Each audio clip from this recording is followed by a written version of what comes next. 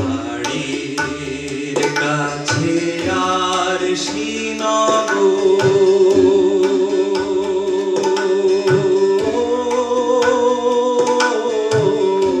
দর্শক সবাইকে স্বাগত জানাচ্ছি বাংলা ভিশনের পর্দায়। দেশের ইতিহাস, ঐতিহ্য এবং আমাদের আশেপাশে ঘটে যাওয়া বিভিন্ন সামাজিক, সাংস্কৃতিক ও বিনোদন জগতের সর্বশেষ খবর জানাতে আমি নুহাস সাওম আপনাদের সামনে হাজির হয়ে গেলাম বাংলা ভিশনের সাপ্তাহিক আয়োজন বিচিত্রা নিয়ে। চলুন তবে শুরু করা যাক আজকের পর্ব। বাংলাদেশ শিল্পকলা একাডেমির বিশেষ সম্মাননায় সিক্ত হলেন কালোজয়ী কণ্ঠ বরেণ্য সঙ্গীত শিল্পী সৈয়দ আব্দুল হাদী।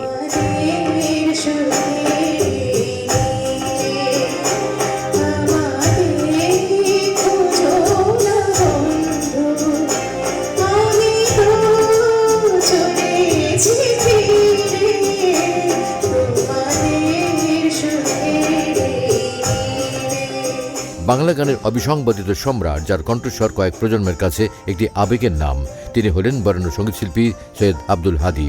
দীর্ঘ অর্ধ শতাব্দীরও অধিক সময় ধরে সঙ্গীতের সুধায় সিক্ত করে তিনি ইতিমধ্যে অসংখ্য সম্মাননা ও পুরস্কারে ভূষিত হয়েছেন। তাই সংস্কৃতির বিকাশ ও লালনে অসামান্য অবদান রাখা এবার সঙ্গীতশিল্পী সৈয়দ আব্দুল হাদীকে বিশেষ সম্মাননায় সম্মানিত করল শিল্পকলা একাডেমি। 12 জুন শুক্রবার সন্ধ্যায় রাজধানীর একাডেমি জাতীয় নাট্যশালা মিলনায়তনে অনুষ্ঠিত এই আয়োজনে বিশেষ অতিথি ছিলেন সংস্কৃতি প্রতিমন্ত্রী আলী নেওয়াজ মাহমুদ খৈয়াম এমপি এবং সংস্কৃতি বিষয়ক মন্ত্রণালয়ের উপদেষ্টা ডক্টর জাহিদুর রহমান। সংস্কৃতি বিষয়ক মন্ত্রণালয়ের সচিব কানিজ মাওলার সভাপতিত্বে অনুষ্ঠানে আরও উপস্থিত ছিলেন জাসাসের আহ্বায়ক হেলাল খান, শিল্পকলা একাডেমির মহাপরিচালক শেখ রেজাউদ্দিন স্টালিন,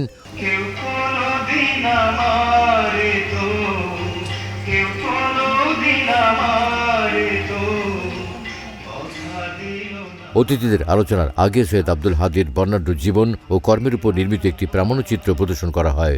এরপর তার হাতে সম্মাননা স্মারক তুলে দেন অতিথিরা। বাংলাদেশের ছবি এঁকে দিও মাগো আমার দুটি চোখে, বাংলাদেশের ছবি এঁকে দিও মাগো আমার দুটি চোখে। আমি যে বাংলাদেশের লোক দেখে যেন আমার মুখ চিনতে পারে পৃথিবীর সব লোকে।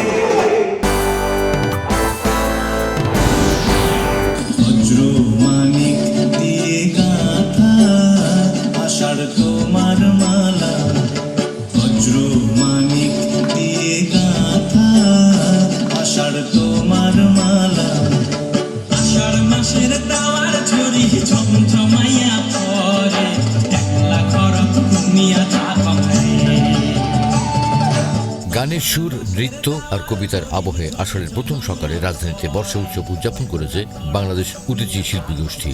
বাংলা ঋতুচক্রে বর্ষা, নবজীবনের আহ্বান, প্রকৃতির পুনর্জাগরণ এবং মানুষের হৃদয়ে সঞ্চারিত এক অনির্বাচনীয় আবেগের প্রতীক। গ্রীষ্মের তাপদাহ, ধুলো ঝড় আর শুষ্কতার পর যখন আকাশে জমে ওঠে মেঘের ঘন ঘটা, তখন বাংলার মানুষও তখন নতুন করে ফিরে পায় প্রাণের সজীবতা। সেই চিরায়ত অনুভূতিকে ধারণ করি আসরের প্রথম সকালে রাজধানীর বাংলা একাডেমির নজরুল মঞ্চে বর্ষা উৎসব উদযাপনের আয়োজন করে উদীচী শিল্পী গোষ্ঠী। মেঘের গুরুগুরু কালো, তাসে যতই কালো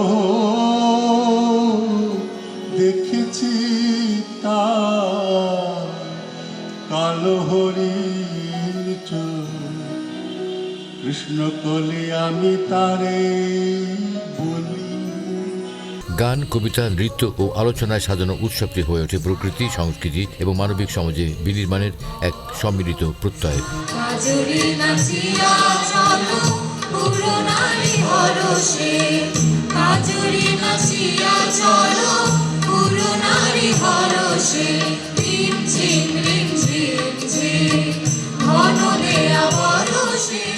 বাংলাদেশ শিল্পকলা একাডেমির পরীক্ষণ থিয়েটার হলে চলছে নতুন নাটকের উৎসব 2026। 8টি নাটক নিয়ে এই নতুন নাটকের উৎসব চলবে 19 জুন পর্যন্ত। নতুন নাটক নতুন সময় মঞ্চে জাগুক মানুষের কথা, এর প্রতিপাদ্যে বাংলাদেশ শিল্পকলা একাডেমি আয়োজন করেছে নতুন নাটকের উৎসব 2026। দেশীয় নাট্য সংস্কৃতির বিকাশের লক্ষ্যে সংস্কৃতি বিষয়ক মন্ত্রণালয়ের পৃষ্ঠপোষকতায় আয়োজিত এই উৎসবে গত বছরের একাধিক নাট্যদল মঞ্চে যে নতুন নাটকগুলো নিয়ে এসেছে সেগুলো থেকে নির্বাচিত 8টি মঞ্চস্থ হবে এই উৎসবে। নাট্যকলা ও চলচ্চিত্র বিভাগের ব্যবস্থাপনায় আয়োজিত উৎসবের অংশ হিসেবে 14 জুন রবিবার সন্ধ্যায় মঞ্চস্থ হল দর্শক নন্দিত নাটক ইডিপাস।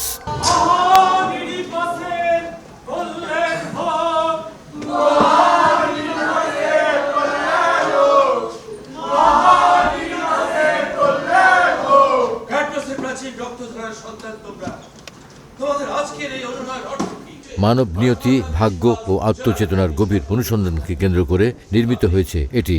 সে বলেছিল যে একদল ডাকাত, হ্যাঁ একদল ডাকাত হঠাৎ লিয়াস এবং তার অনুচরদের উপরে আক্রমণ করে এবং সবাইকে হত্যা করে।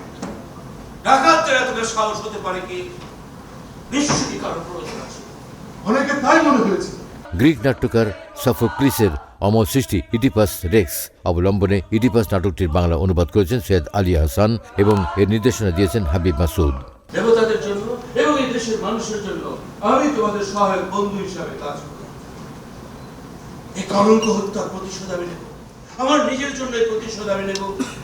লিয়াসের হত্যাকারী নৃশংস হাত আমার বিরুদ্ধে উদ্যত করতে পারে, তাই লিয়াসের হত্যার প্রতিশোধ নিয়ে আমি আত্মরক্ষার ব্যবস্থা করব। রাজধানীর শফিউদ্দিন শিল্পালয়ে সম্প্রতি শেষ হলো একটি দলীয় চিত্র প্রদর্শনী, যার শিরোনাম আ থাউজেন্ড টেলস পার্ট 7।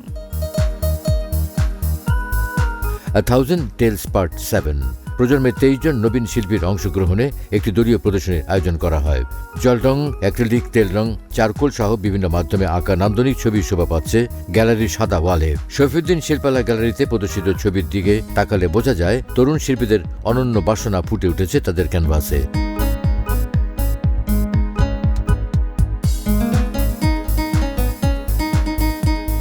শিল্পচর্চায় শৌখিনতাকে অতিক্রম করে এগিয়ে যাওয়ার প্রত্যয় দেখিয়েছে তাদের প্রতিটি শিল্পকর্ম।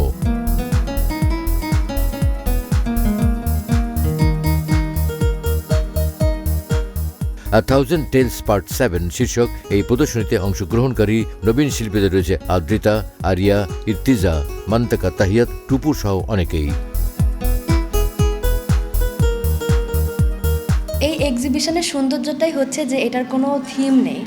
আমাদেরকে স্যার বলে যে এই এক্সিবিশন করব, সবাই ছবি দাও, যে যার মনে যা আছে যেভাবে মন চায় আমরা সেভাবে ছবি এঁকে দেই। কিন্তু মানে ঘুরে ফিরে দেখাতে যে সব কিছুর একটা সিমিলার থিম থাকে। যেমন আমরা অনেকে ওমেনহুড নিয়ে বলছি, আমরা সোসাইটির ডিফারেন্ট ইস্যুস নিয়ে বলছি, অনেকে হয়তো অ্যানিম্যাল লাইফ, ওয়াইল্ড লাইফ এসব আঁকছে। তো সবই একটা মানে খুব লুজলি কানেক্টেড, কিন্তু এটাই হচ্ছে এই এক্সিবিশনটার মজা, যে কোনো রুলস নাই, কোনো থিম নাই। সঙ্গীত, উদ্ভাবন ও সাংস্কৃতিক বিনিময় উদযাপনের লক্ষ্যে 2 দিন ব্যাপী ফেথ দ্য লা মিউজিক 2026-এর আয়োজন করা হয়। 11 জুন বৃহস্পতিবার সন্ধ্যায় আলিয়াস ফ্রজে দ্য ঢাকা এবং গ্যাটে ইনস্টিটিউট বাংলাদেশ যৌথভাবে এক সাংস্কৃতিক সন্ধ্যার আয়োজন করে। এই আয়োজন সঙ্গীতশিল্পী, শিল্পপ্রেমী এবং বিভিন্ন সাংস্কৃতিক পটভূমি দর্শকদের একত্রিত করে সঙ্গীত, সৃজনশীলতা এবং সাংস্কৃতিক বিনিময়ের এক প্রাণবন্ত পরিসর তৈরি করে।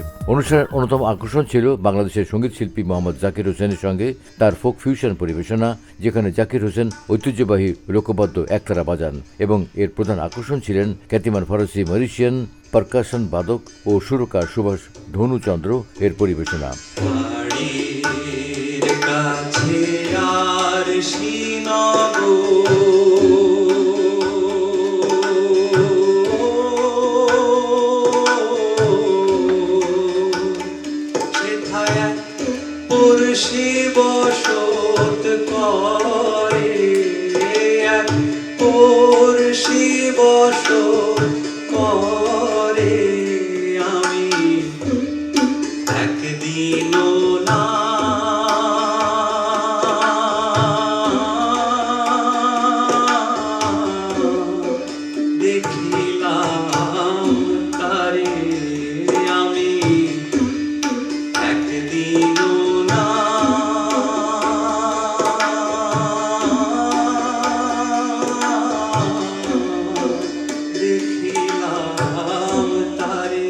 ঐতিহ্যবাহী পারকাশন এবং সমকালীন ইলেকট্রনিক সঙ্গীতের অভিনব সংমিশ্রণের মাধ্যমে তিনি আন্তর্জাতিক অঙ্গনে সুপরিচিত।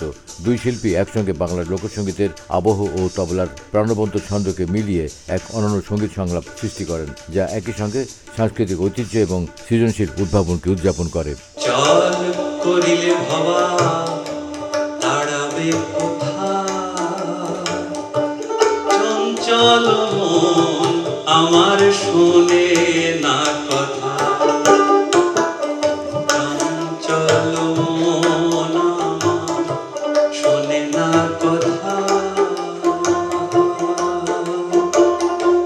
চঞ্চল মন আমার শোনে না কথা।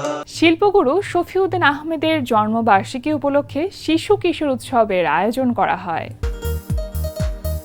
17 জুন বুধবার সকালে রাজধানীর শফিউদ্দিন শিল্পালয়ে মুখোশ, মৃৎশিল্প, ছাপচিত্র কর্মশালা ও প্রদর্শনী আয়োজন করা হয়। অনুষ্ঠান উদ্বোধন করেন বরেণ্য শিল্পী অধ্যাপক রফিকুন নবী। বিশেষ অতিথি ছিলেন চিত্রশিল্পী আবুল বারাক আলভি। শিশু কিশোর উৎসবকে কেন্দ্র করে অংশগ্রহণকারী শিশু কিশোরদের মধ্যে আগ্রহ লক্ষ্য করা যায়। শফিউদ্দিন শিল্পালয় সবসময় একটা জিনিস বিশ্বাস করে যে এককভাবে আসলে কোনোদিন কোনো কাজ হয় না। যে কোনো কাজ করতে গেলে যদি আমরা যৌথভাবে সবার সহযোগিতা নিয়ে একটা পরিবারের মতো, তাহলেই কিন্তু তখন এই কাজগুলো অনেক ভালো হয়। বাচ্চাদের আগ্রহ খুবই, কারণ এই বাচ্চাগুলো এসে যে আনন্দটা পাচ্ছে, আমরা দেখছি যে অটিস্টিক বাচ্চা এরা, হ্যাঁ, বিশেষ চাহিদা সম্পন্ন বাচ্চা, কিন্তু ওরা তো এখানে খুব ফ্রিলি ঘুরতে পারছে, হাঁটতে পারছে, ওদের মতো চলতে পারছে, তোদের বেটা একটা আনন্দ আছে। তারপর ওরা কিন্তু ওদের মতো করে কাজ করতে পারছে, এরা কিন্তু খুব ইন্টারেস্ট হয় ক্রিয়েটিভ কাজ করতে। যেমন কেউ সিরামিক্সে কাজ করে, কেউ দেখা হলো মুখোশে কাজ করলো, কেউ হয়তো ছাপচিত্র করলো। তো এগুলো তো ওরা আসলে খুব আনন্দ পাচ্ছে। যেমন এরা আনন্দ পাচ্ছে, ঠিক একইভাবে মেরিকুর স্কুলে যে বাচ্চাগুলো এসছে এরাও কিন্তু আনন্দ পাচ্ছে এই কাজগুলো করে। ওরা আবার নৃত্য পরিবেশন করলো, গান গাইলো, ওরাও আনন্দ পাচ্ছে। দেশীয় নাট্য সংস্কৃতি বিকাশের লক্ষ্যে বাংলাদেশ শিল্পকলা একাডেমিতে চলছে 8 দিন ব্যাপী নতুন নাটকের উৎসব 2026।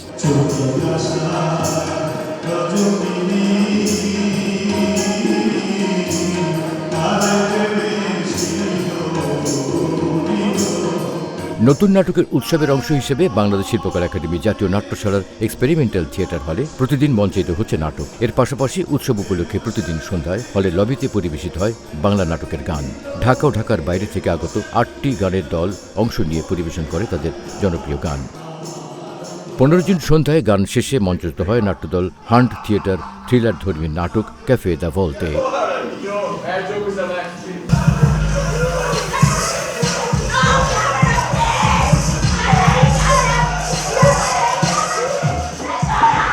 ক্যাফে দ্য ভল্টে নাটকটির মূল ভাবনা, গল্প ও নির্দেশনা দিয়েছেন ডায়না ব্যারেলিনি।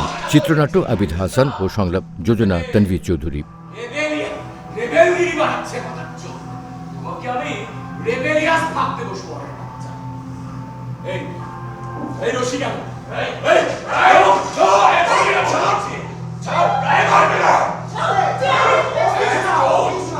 নাটকটির বিভিন্ন চরিত্রে মঞ্চে দেখা যায় মোহাম্মদ শাহজাদা সম্রাট চৌধুরী, আব্দুল আল জাদিদ, প্রিয়ম মজুমদার, ইয়াদ খুরশিদ ঈশান, মালিহা ফাইরুজ, ফারিন, মালিসা, নূরে জান্নাত, ওড়িশা সহ অনেকেই।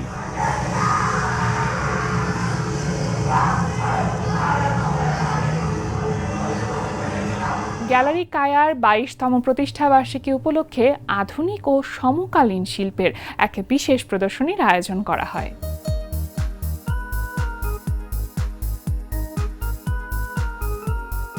শিল্পচর্চার এক বিস্তৃত ও বহুমাত্রিক পরিসর উন্মোচিত হয়েছে রাজধানীর উত্তরার গ্যালারি কায়ায়। গ্যালারিটির প্রতিষ্ঠার 22 বছর পূর্তি উপলক্ষে আয়োজিত 22তম অ্যানিভার্সারি এক্সিবিশন যেন বাংলাদেশের আধুনিক ও সমকালীন শিল্পধারার এক ইতিহাসের প্রকাশ।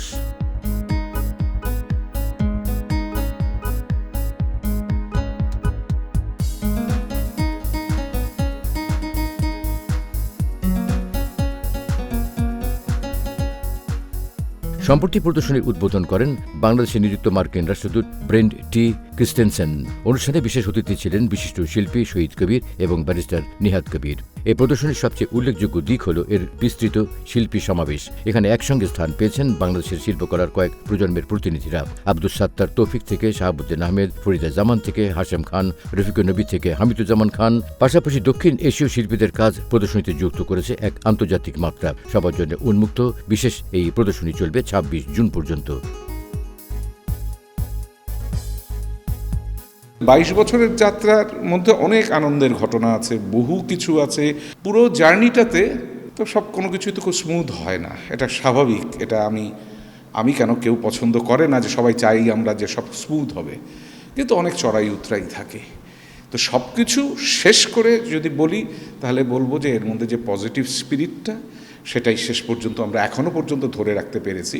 আশা করি ভবিষ্যতেও ধরে রাখতে পারবো বা আমরা চেষ্টা করে যাব। প্রিয় দর্শক, আজ এ পর্যন্তই। দেশের ইতিহাস, ঐতিহ্য এবং আমাদের আশেপাশে ঘটে যাওয়া বিভিন্ন সামাজিক, সাংস্কৃতিক ও বিনোদন জগতের সর্বশেষ খবর জানাতে আগামী সপ্তাহে ঠিক একই সময় আবারও হাজির হয়ে যাব বাংলা ভিশনের পর্দায়। সে পর্যন্ত সকলে ভালো থাকুন, সুস্থ থাকুন, সুস্থ বিনোদনের সাথে থাকুন। আজকের মতন বিদায়।